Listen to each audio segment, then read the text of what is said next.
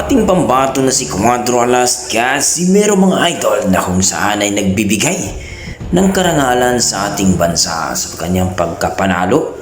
Doon nga sa bansang Japan mga idol na kung saan ay TKO talaga ang inabot ng isang American-Mexican na si Saul David Sanchez mga idol na kung saan ay umabot lamang ng round 1. Bagamat nanalo ang ating pambato na si Alas mga idol, pero marami pa rin ang kritiko at mga basher at haters mga idol na kung saan ay hindi daw impresibo ang panalo ni Casimero.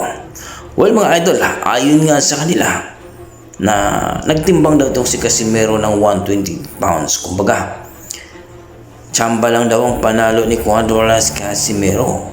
May nagsasabi pa nga nandadaya daw itong si Casimero sa timbang.